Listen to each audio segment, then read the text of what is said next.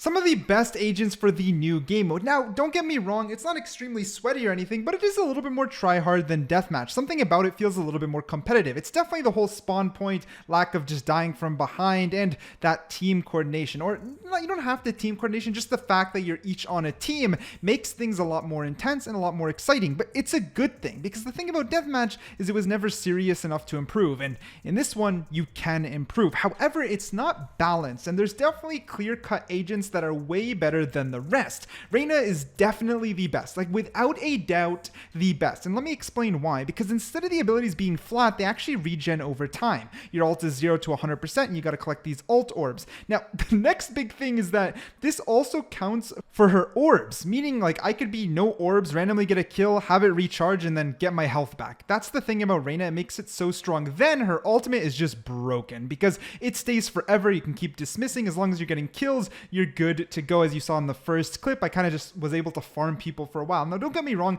you still gotta have some amount of skill. You gotta hit your shots, whatever. But if you're in a lobby where you're evenly matched, you definitely have a huge advantage. And in this lobby, I'm not even evenly matched. I'm against Kami and a bunch of other Radiants, but it doesn't matter. She is strong. She's probably the #1 agent. I'm just gonna put it right at the start of the video. Reyna is the way to go if you just want to sweaty, try hard, practice your aim, and just dominate the lobby, without a doubt. Now, I did want to start with Reyna because she's kind of clear-cut, where the rest of these agents aren't clear-cut, in my opinion. For example, Jett comes next, but I wouldn't make her like the second best because there's a lot of good agents. The thing with Jett is this game mode in general favors duelists, meaning some of the strongest duelists will kind of come to the top. Reyna is an exception because of her abilities, but Jett, being already one of the strongest duelists, rises really quickly. And furthermore, Raze comes after that. Raze and Jett are pretty insane on this game mode. And that's the one thing in general, if I'm going to be a little bit nitpicky, is the game mode does heavily favor duelists, but why wouldn't it? Your only objective is to kill the enemies, and that's the duelist's job. But with that being said, there is a contingency when it comes to Phoenix. Phoenix is actually kind of weak relative to the other duelists, just because in this game mode, let's say you have to stand still to heal, plus those mollies actually take a long time to charge back, so using them up to heal isn't worth it. It's better for you to just grab heal orbs. He's still good. He's still good. It's just that I don't think I'd put him in the top 5, and instead I would give it to Neon. Neon's movement is insane, and getting your regen on kill so you have more stamina, or sorry, more charge, is massive because you're always getting kills. It's first to 100, and that's the biggest thing. Any agent that's going to benefit off kills is going to be strong, and I would even argue Neon is better than Jett, but I won't give him an exact spot, just because you basically can always sprint. Since you're always getting kills and always charging up that sprint, it's extremely strong. Her wall is stronger than Phoenix's in this case, and the stun is a little bit more reliable than pulling out Phoenix's flash because there's a full animation, then you have to initiate it. And in this game mode, it's all about moving fast, meaning that stun, because it's on a quick cast, makes it extremely strong. So when it comes to duelists, seriously, Reyna's probably the best. Neon comes probably right after, but Jett and Raze are tight and close. Like, those 4 duelists are just insane in this game mode. They're just clear cut at the top that it's not even a joke. But there are a couple other niche picks that are interesting, and there's a couple throw picks, and I do want to talk about that because it is part of balance a little bit. For example, Sopha's really hard to play with. Like, landing your ult is tricky, getting your dart to work is tricky because they're always shooting it. There's 4 people shooting. Think Killjoy. Killjoy is also tricky. The minute you put your turret down, they're all just shooting it instantly, making it feel a little bit useless and kind of annoying to play. And Cypher, oh my goodness, poor Kami got Cypher because we did a roulette, and my dude hated his life for a little bit there. It's a brutal agent to play in this game mode because people are just spraying down all your abilities. When you die, your trips disappear in this game mode, so it just feels weak. It feels very weak. Sage as well, very weak because your ult is useless. You'd have to get ready to res someone right as they die, and it's not exactly game changing, while everyone else's ult can be a lot stronger. Some middle picks that are very situational would be someone like Harbor. I know Harbor's not strong in general, but because of the rat plays you can make in this, and ratting is very strong in this mode, Harbor's pretty good just because of how much you can rat with all your utility. I'm not saying top tier though, I just wanted to throw him in here as somewhere in the middle. Speaking of smokes, if you do want to play smokes, Viper. Oh my goodness, her ultimate is so busted. You go all ult in the enemy spawn like the enemy Viper did to us here, and it's so hard because you can play out of their spawn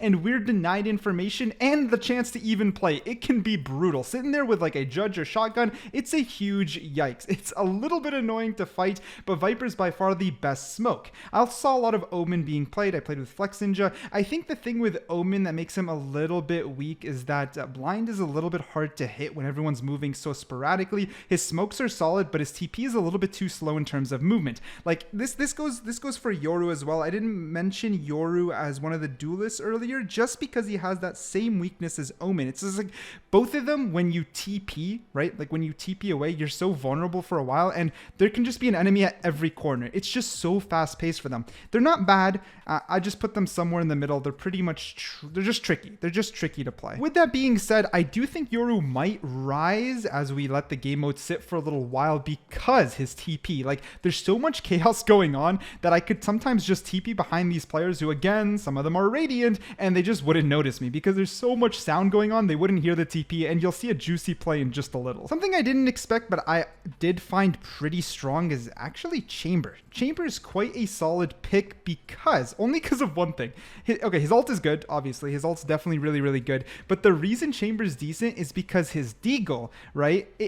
It gives, like, the game gives back your bullets super fast because they're on a cooldown like every other ability, and their cooldown's very short. So you almost always have Chamber's sidearm ready, and it's a very strong weapon, especially in the first phase of the game when everyone's going pistols. You could go classic, have your heavy shield, and then pop out your Chamber pistol almost always and reliably. And it doesn't really end there because as you move on to the other phases, let's say it's still very strong against the Guardian or Bulldog or Sting or Spectre. Like, it's still a strong weapon. Maybe it falls off a little when everyone's got Vandals and Phantom, but even then, it's not bad because there's so many enemies to fight. You could run out of bullets, switch to the Deagle, and secure some kills. It's truly not too shabby. Now, I do wish I could talk about every agent, but I only played 5 or 6 myself. However, I was always talking with the others in the lobby to get as much information as possible. For example, I did not play Gecko myself, but Gecko's a decent pick. Again, kind of suffers from the amount of bullets, similar to what I said with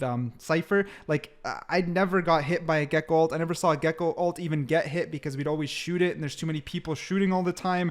Same idea comes with poor Dizzy. Throws it up in the air. It's almost always shot. Like, splitting people is actually extremely difficult, and you could probably guess it. This also applies to Fade. Fade didn't find too much success. I guess this is going to be a little disappointing to a lot of people because I just don't think there's balance at all, but yet it still feels like kind of like a sweaty and very fun game mode, like intense, enjoyable game mode. But I'm a duelist main, so maybe that's why I'm enjoying it, because I would say universally most people agreed with a lot of the things I'm saying here. Like, let's say Killjoy right now. This is nosy on Killjoy, by the way. This Radiant with a genius plan to kind of isolate the map using the ult, but when the objective is to only kill people, what's the point? We all defend his ult, we find no one. Like, what's the point? You know what I mean? That's the biggest problem about Sentinels or any other role that isn't about killing. After that, we got Brimstone. I think Brimstone, only one person played him, and I didn't get much info off of them. I think the smokes are decent. He's a little bit clunky, like pulling out the iPad mid-fight, but I'm going to leave him as unknown because I'm not confident enough to say much. Sky's actually a solid initiator, and so is Breach. So I'm gonna group these two together. Initiators are definitely really strong, but I also feel that they're strong in this game mode when you're working with your team. But how likely is that if you're playing with randoms? If you're playing with friends, like we had Nosy on Sky and Breach, dude. You know, when he would like stun for us or set things up, it is so annoying for the enemies. You'd actually feel bad. Initiators generally are still definitely strong because, similar to duelists, that's their job. Get in there and get some kills. Lastly, we have Astra. And yeah, just don't play Astra. That's it. Bye.